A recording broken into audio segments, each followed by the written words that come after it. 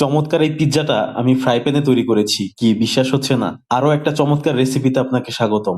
আজকের রেসিপিতে থাকছে ফ্রাই প্যানে কিভাবে সহজে পিৎজা তৈরি করবেন কোনো প্রকার ওভেন ছাড়াই। তো চলুন শুরু করি। প্রথমে পিৎজার ডো তৈরি করে নিব। একটা পাত্রে কুসুম গরম পানি দিয়ে দিব 100 ml এর মতো, ইস্ট দিয়ে দিব 3-4 গ্রামের মতো, লবণ দিচ্ছি স্বাদ মতো, চিনি দিয়ে দিব 1 চা চামচ, অলিভ অয়েল দিয়ে দিচ্ছি 2 টেবিল চামচ পরিমাণ। মিক্স করে 4-5 মিনিট অপেক্ষা করতে পারেন, ইস্ট অ্যাক্টিভ হয়ে যাবে। দিয়ে দিব ময়দা 1 কাপ।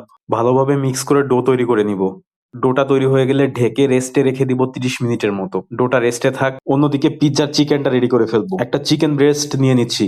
কেটে নেওয়া চিকেনটা মেরিনেশন করার জন্য একটা পাত্রে নিয়ে নিব আদা রসুন পেস্ট আধা 1 চা চামচ, তেল 1 টেবিল চামচ পরিমাণ, লবণ দিয়ে দিব স্বাদ মতো, চিকেন পাউডার দিয়ে দিচ্ছি সামান্য, চাইলে স্কিপ করতে পারবেন।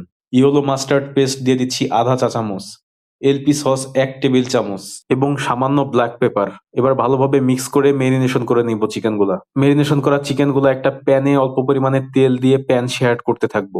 প্রপারলি সতে করে নিতে হবে। অন্যদিকে আমাদের ডোটা রেডি হয়ে গিয়েছে। সামান্য একটু ময়দা ডাস্ট করে হাত দিয়ে আলতো আলতো করে চেপে চেপে পিৎজা রুটিটা তৈরি করে নিব।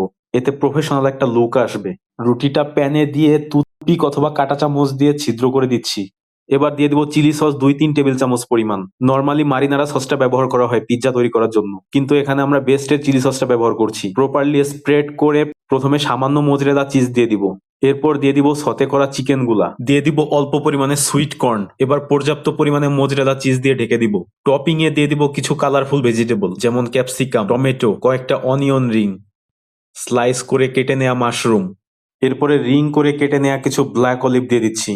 আপনারা আপনাদের পছন্দ মতো টপিং দিয়ে দিতে পারবেন। শেষে সামান্য মোজারেলা চিজ ছিটিয়ে দিব যেন ভেজিটেবল গুলো আটকে থাকে। চুলা অন করে একেবারে লো হিটে রেখে ঢাকনা দিয়ে ঢেকে দিব।